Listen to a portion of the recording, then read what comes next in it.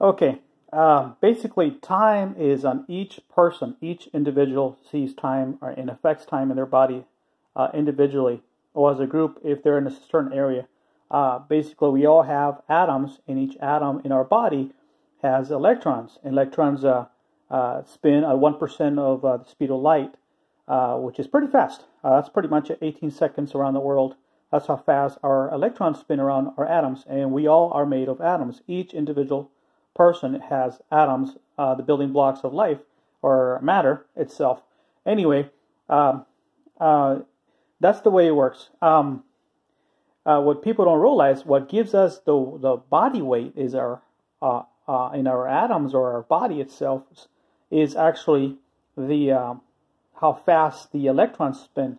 So this is an example. There's a little electron spinning around this atoms of this is an atom group of atoms or nuclei and stuff. Anyway, this, electrons are spinning around this atom, and the velocity, the faster it spins, the more weight the atom becomes, because the atom and the electron is one single unit. Even though the electron is spinning around the atom, it's like invisibly attached to the atom, so it gives weight when electrons spin at a certain velocity. So if the electrons spin faster, the atom becomes heavier. Basically, according to Einstein, E equals mc and square. Basically, my understanding is the faster you go, the more mass you acquire. So and obviously, the more mass it affects time and space. Maybe this is a different topic, but for now, is basically the faster you spin. It's just like when astronauts go on a centrifugal machine to get them used to it, or like the fighter pilots when they go different G-forces. Basically, they go in practice in a centrifugal machine that spins them at different G's. 1 G equals 1 Earth gravity. So if you're 100 pounds, 1 G is 100 pounds. 2 G's will be 200 pounds. 3 G's will be 300 pounds, basically 3 times the Earth of gravity. So you have to multiply how many G's by the body weight of the person. So in other words, the faster you go or the faster you spin in G forces, you gain weight. So even in your electrons around your atom, the faster they spin is the more weight that atom becomes. So if your electrons were spinning a faster rate, then your body will be heavier. But if you're able to decelerate, in other words, take away the speed of the electrons, and then by doing so, then you'll be lighter, extremely lighter, because what gives you the weight is actually how fast the electrons spin around your atoms.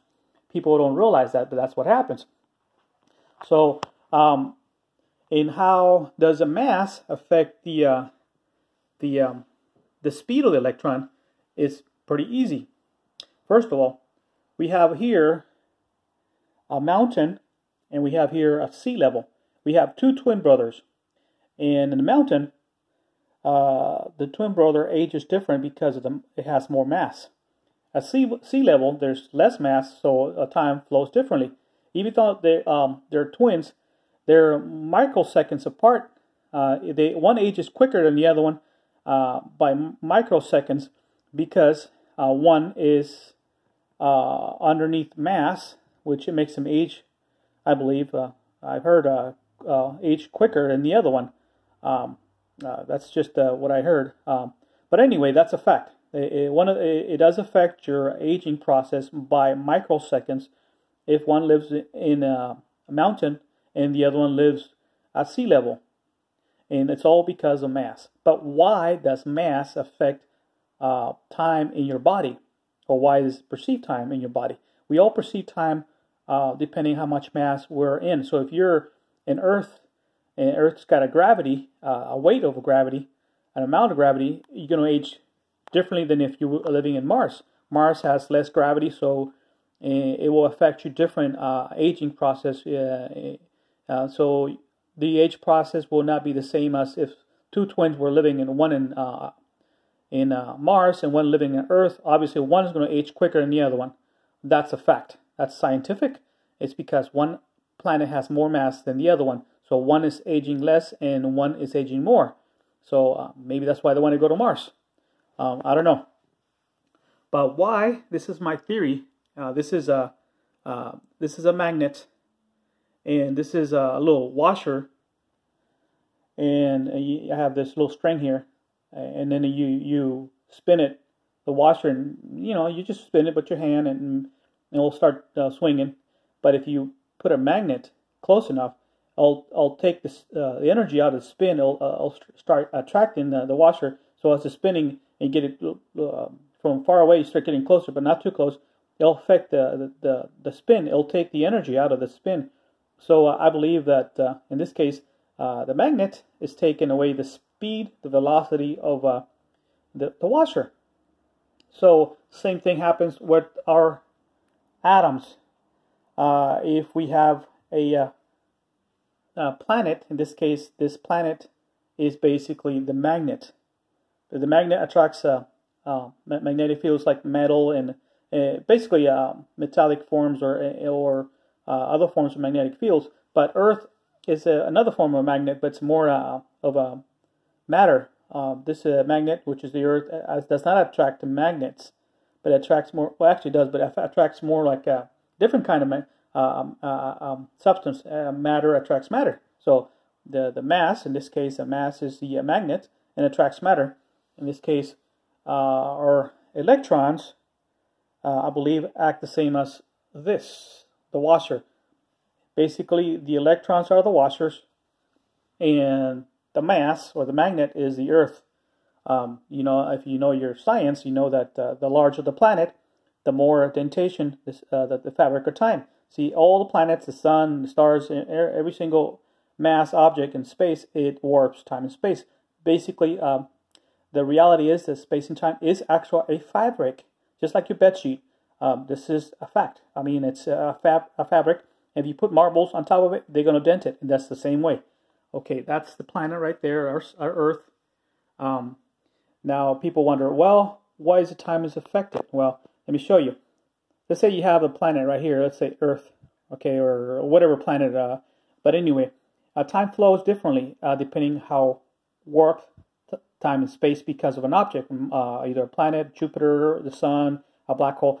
Each one warps, and it puts a dent because the heavier the marble, the more deeper it's going to go in there.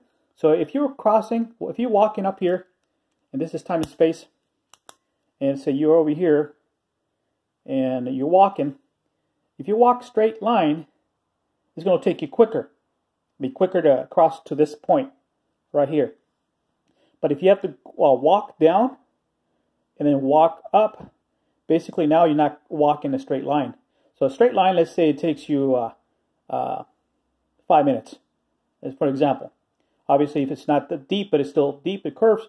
If you curve this way, it's going to take you, let's say, 10 minutes. So walking a straight line take you 5 minutes to get to this point. Walking underneath the curve, or in this case, the dentation of our space and time, is going to take you twice as long. So it's going to take you 10 minutes to get to a point. So a straight line is always going to be faster. So anything that warps time and space, it slows time because you got to walk more distance to the point. And fabric in time and space is the same process.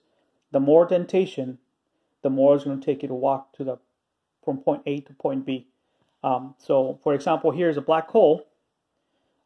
This is a black hole.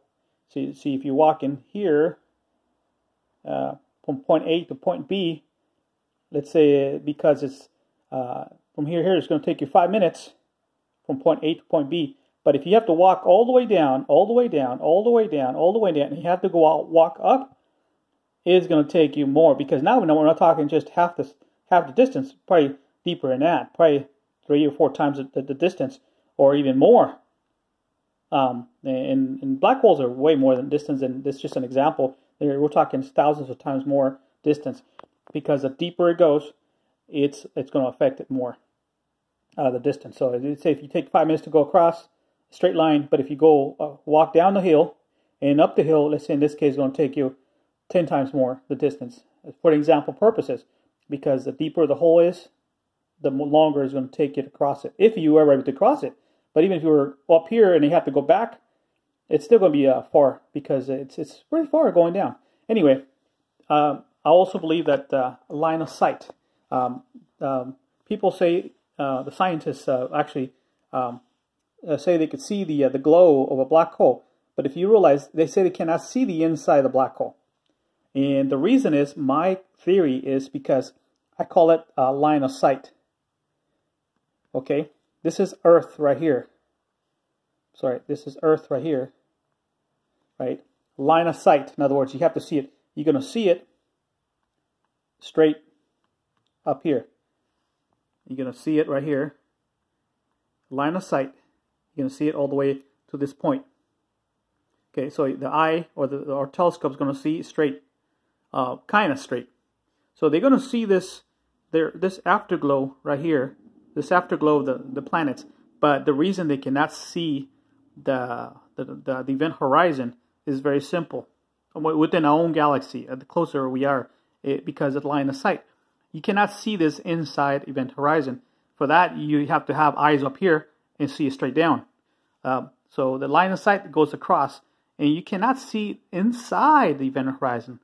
They can see the edges, right? But they cannot see deep into it because you don't have a line of sight. The line of sight goes from left to right or either direction around 360 degrees, but they cannot see down. You have to have eyes up here, which we don't have. This is you would have to have line of sight go from top to bottom to be able to see the event horizon. That's why you can never see the event horizon unless you're falling down already in the process. Then you would actually be able to see it. So this is a person, or object, or space vehicle falling down, or whatever. Then they can see the event horizon because they have a direct line of sight. So in other words, you would have to have line of sight directly on top or falling down to see it. But we don't have that direct line of sight, so we cannot see what's in the event horizon. For that, you will need to send a satellite or something. But I don't know if you're going to be able to get the radio signals back or not. You're probably not. But the only way to see the event horizon is in the process of falling down. So because of the direct line of sight. Anyway, this is my concept of time and my understanding from what I see. You guys have a good one.